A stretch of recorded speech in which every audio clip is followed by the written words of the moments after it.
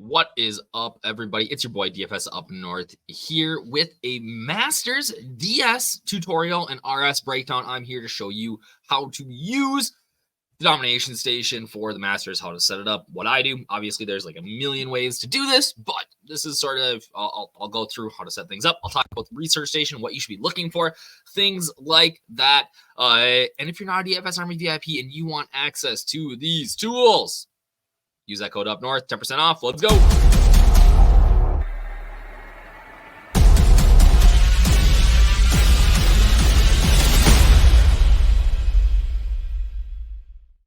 All right, what up? As I said, it's your boy DFS Up North here, and we are talking Domination Station, Research Station, all the tools here at DFS Army, and what you should be looking for. So if you look in the background here, you can see I have the Masters Research Station up. This is a tool that we provide to our DFS Army VIPs every single week. Maybe you are a DFS Army VIP going, how do I read this? So we're going to break it down, talk about a few basics here, look at a few different things, and help you guys recognize how to use this tool to attack your GPPs, cash, anything. All right. First thing you want to do. All right. The one of the super handy things about this is that it is sortable.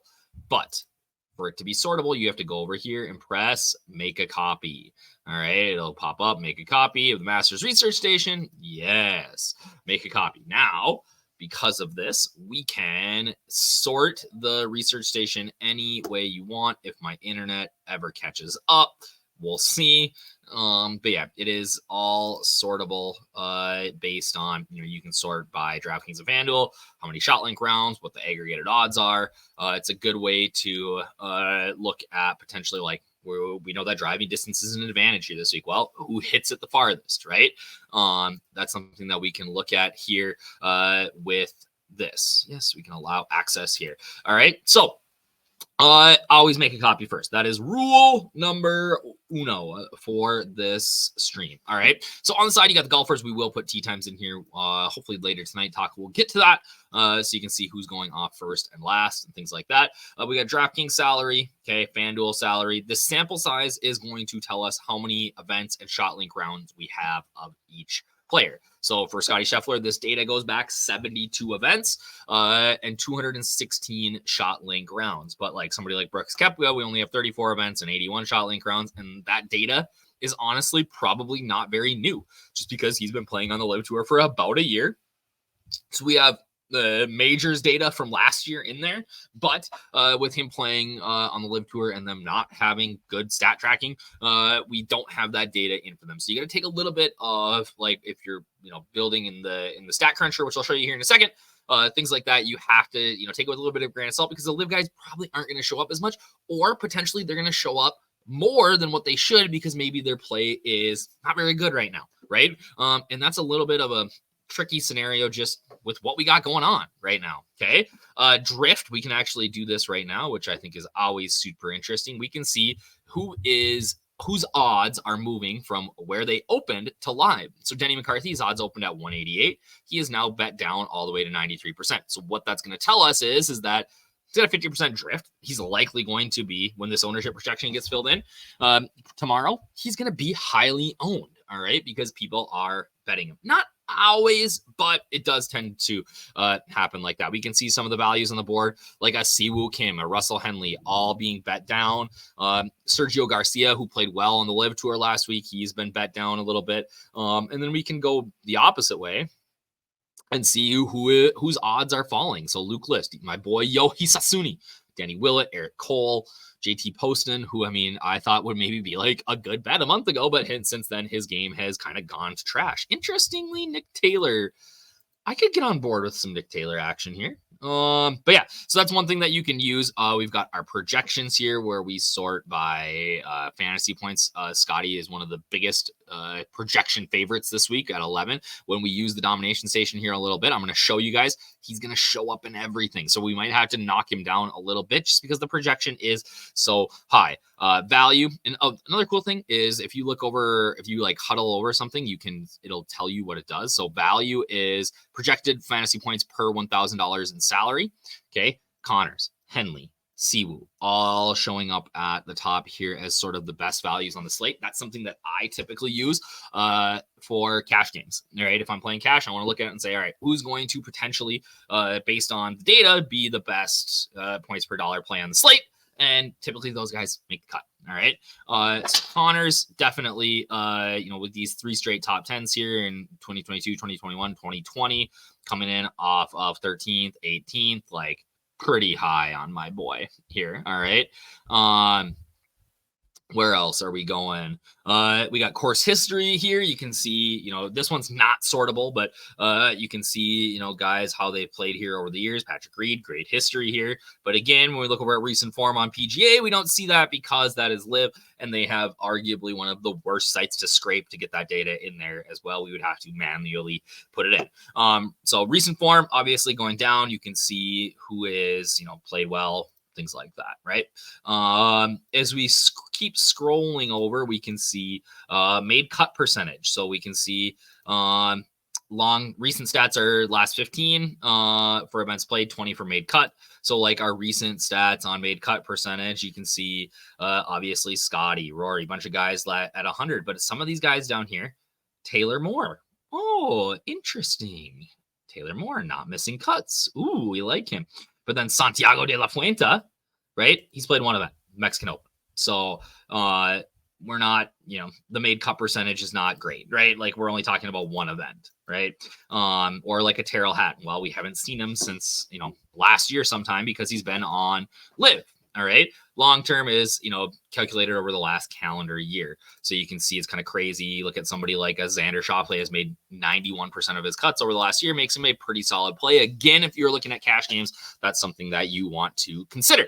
I talked about it in my 555 PGA pod, which I will link in the comments here if you have not watched that yet. But driving distance is big here. All right. Again, recent last 15 events. Okay, that's pretty recent. We can see Minwoo Lee leading the way here at 313, followed by John Rahm, Rory McIlroy. Word of caution on Minwoo Lee. Just saw this come across the ticker on X that he dropped a weight on his finger and broke it last week. Was able to apparently play 9 holes today, but was called it a miraculous recovery. I'm not sure he's gonna be able to hit a 315 with a broken finger, but hey, we'll see.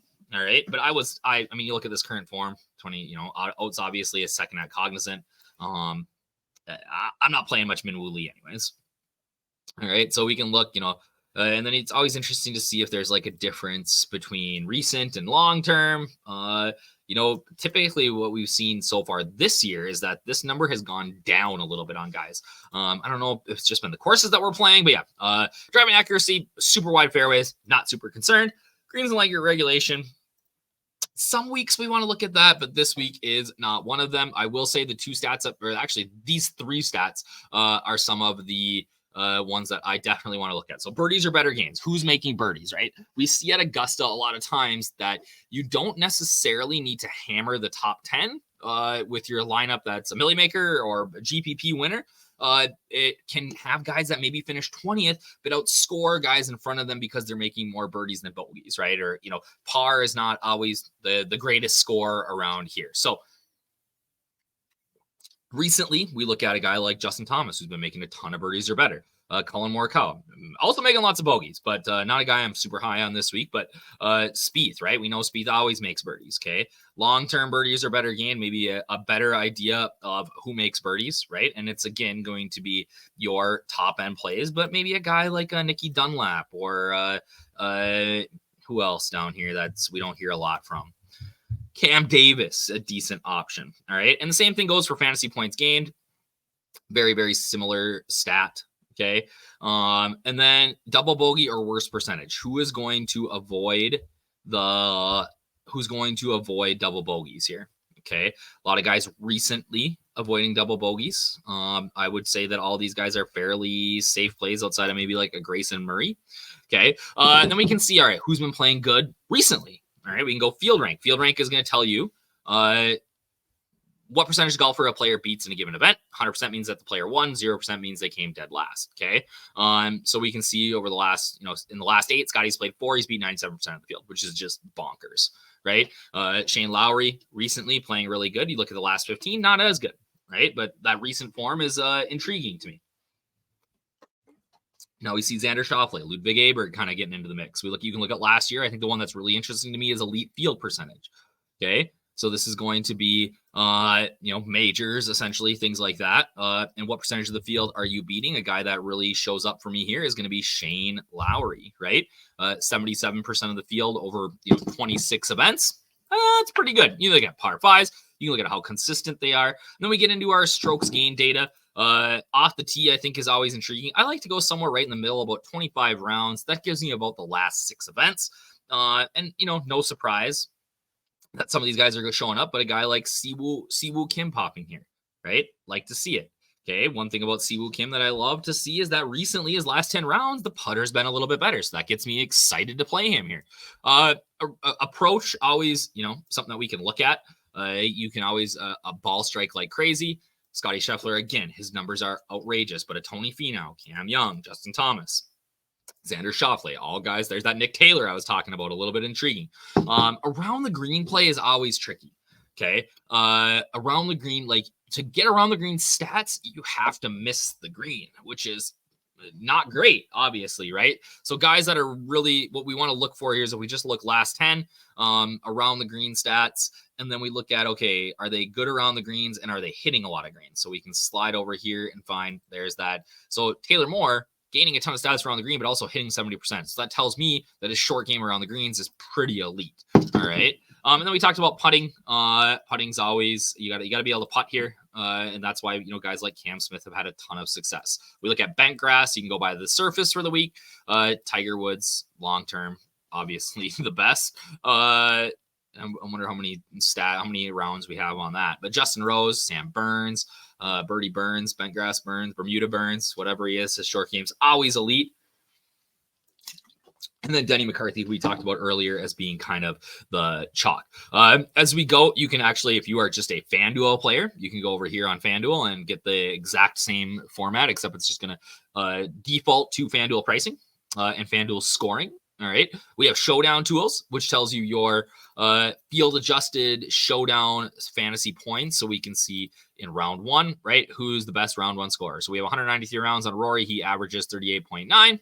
Pretty impressive stuff from Rory, right? You can look at, one thing that I like to look at for guys, especially if I'm looking for some value out here, is how often are they finishing in the top 20%. If we've got a cheaper guy, I'm sliding down here, maybe a Chris Kirk, right? 21% of the time, that's pretty good. Top 5% is guys that, you're looking to really, take down a Showdown, especially if they're going to be lower owned. And then bogey free round percentage is always helpful too, because you get that little bonus at the end. But this is a tool that I use religiously for my Showdown cheat sheets, things like that.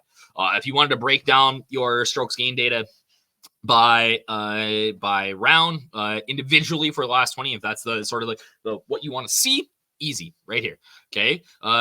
Field rank tracker, again, it just tells you, this Scotty is ridiculous. 99% because he finished second, 100%, 100%. It's just kind of outrageous. StatCruncher is a cool thing that we have. This is where you can create your own model. You can weigh each of these data sets by whatever you want. Like if you want to put a ton of weight into putting, you can. If you want to say, we'll put 11 on there, that's going to change over here. So Scotty might go from 1 to, oh no, he's still going to be 1. All right. And it'll change in, I believe, real time. If we go by odds, everybody's going to go down a little bit. We'll see some guys slide through. Okay, field rank last Y is going to give you that elite field rank that we talked about in the thing or earlier. If we want to look at strokes gain around the green here, we can give that a little bit of a bump.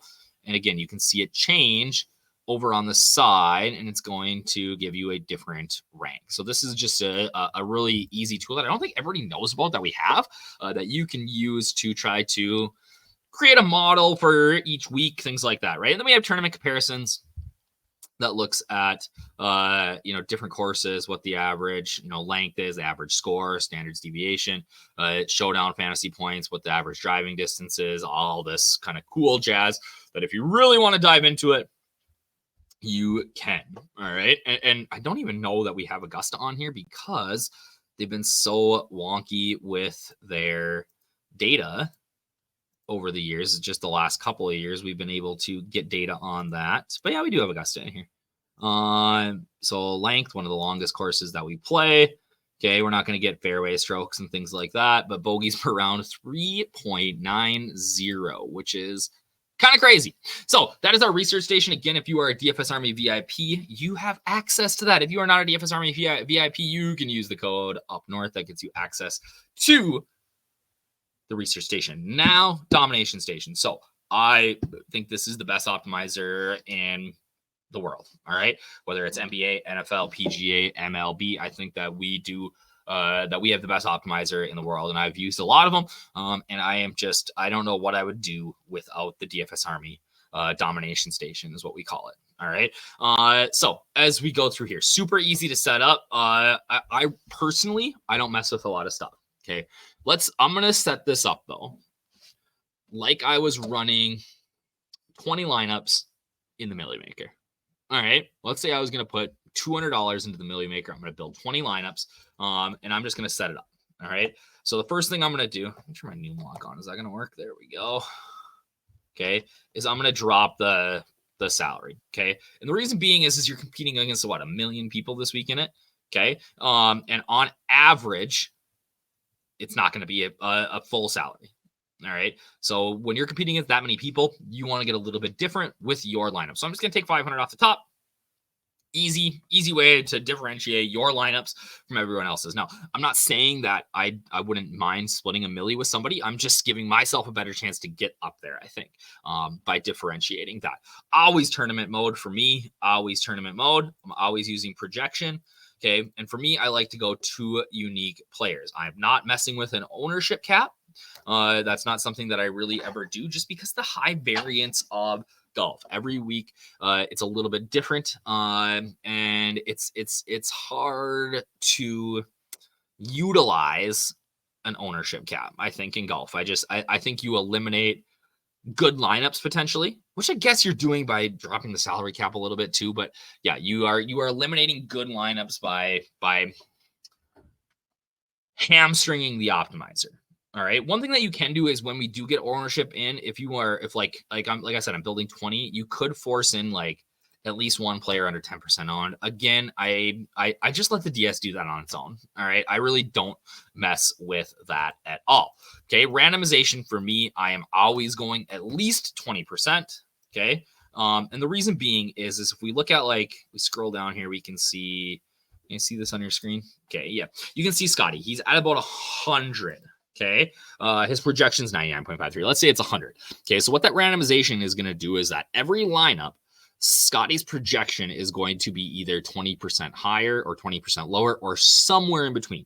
You're not going to use that exact projection every single time. All right.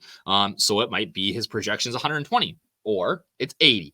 And we know that golf is so highly variant that is, and it's so hard to project to begin with. I like to put a little bit of that in there into the mix, right, per se, for my lineups. All right. One thing you always have to do is you have to like players to get this to work. And my 3 of my favorite plays this week are guys like Xander, Hideki, and the like just adds 5% to their projection. If there's somebody that you don't like this week, I'm less interested in Victor Hovland. Okay, not his game's just in tough shape. So you'll see that turn red over there. That's going to drop his projection by 10%. My global max is going to be 60%. I don't want to be, basically what that's saying is that I don't want anybody over 100%. I will say though, if you feel very strongly about a player for the week, like if you wanted to build 20 lineups for the million, just say, you know what, Scotty's going to win. I need him in my lineup. You just hit that lock button. You get him in 100. Don't hate that. Don't hate that at all. Right? You want to do the same thing for Xander Schauffele. You say, you know what, Xander's going to be in the nuts. Lock him in. I don't hate that strategy at all. Not going to for the sake of this video, but you could. All right. Then I like to scroll all the way down here. Not that the DS will give you really don't need to, but I like to uncheck, past champions. Love Freddie Couples. Hope he does well. I'm going to leave Stewie Hagestad in. I think he can play some golf. I'm going to leave Zach Johnson in. He can still play some golf. I'm not going to take away too many guys here because I think that this is maybe one of the deeper fields that we've seen at Augusta in a while. All right. So if I just do this, let's just see what we get. Okay. And then I'll talk about player groupings and things like that. All right, let's see. We got 20 lineups in here. 38 players used, which is a large number. Okay. And the DS loves Sahith this week. All right. So for me, I'm not as sold on Mr. Thigala this week. So I'm actually going to drop him to about 30% in the exposure max. That just gets him to, lock down a little bit for me. And then I like to scroll. I understand that like most of these guys I'm playing no matter what. I might be messing with their total exposure a little bit, but what is going on with my computer right now? We are just slow rolling here. There we go. Okay. Then, all right. Don't love a bunch of these guys, but a guy I do love this week, and we talked about it a little bit ago, is I love Taylor Moore. So now that I put a 30 on him, let's see what it kind of gives me, because that's going to change the structure of my lineup. All right. Still 38 players used. Xander's now my top exposure, it looks like. Okay. Followed by Rory, Connors, Matsuyama. The one guy we're missing here is Tony Finau. So what you can do is, so like, let's say my core this week is Decky, Xander, and Finau and Taylor Moore. Okay. So what I'm going to do is I'm going to say stack between 2 and 4 in all my lineups of Xander, Hideki, Finau. And what it'll do is that it'll make sure that I have at least 2 of these guys in every single lineup that I create, right? And I just add the rule here. Now we optimize, and we should see those guys' exposure really come up here, all right? And it does see, yeah, you can see them all in about 50%. And then if you scroll through, you can see that there's a bunch of them where I've got 3, right? Well, I don't mind that lineup at the top, right? Xander, yeah, that's a good lineup too. Rory wins, right? So again, I would spend much more time on this. Let me talk about this too. So we're going through here, and okay, this lineup right here. I like to go through, especially if I'm only playing 20. If I play 150, it's hard. But playing 20, I'm not in love with JT Poston. So you just press that little exchange button. All right, and it's going to tell you, all right, these are the guys that you can put in. And I talked about in my 555. I really like Matthew Pavon this week. All right, so we can slide him in here. All right, am I getting how much Eric Ball? All right, I'm not playing Bubba this week. I got to uncheck him too. Let's just now we got to optimize again. If you uncheck somebody, you got to optimize again. So let's go through here again. Strong lineup. Not in love with Morikawa. All right, even at 8,400. So for me, I would probably be dropping down to Fitz. All right. That lineup looks fairly good. Don't love Glover, but you got to have some guys like that in your lineup to, take something down. Yeah, I mean, like this looks reasonable, right? I got 60% Taylor Moore, which is a little sketchy. I maybe would want to cap that at like 40, but that's how I get the DS set up. I hope that helped you guys. I know there was a bunch of you in the chat that were asking, how do we do this? How do I set the DS up? What is the research station? How do I use that? I'm hopeful this is helpful. If you guys have any more questions, I can do another video, right? But leave your questions in the comments. If you're not a DFS Army VIP, you're watching this for the first time, and you're like, oh my God, I got to get that. Use that code up north. That gets you 10% off for life. If you are a DFS Army VIP, make sure you sign up for the DFS Army swag free roll. Get yourself a camel hat like I got here. Have a great Masters weeks, guys, and we will chat soon. Peace.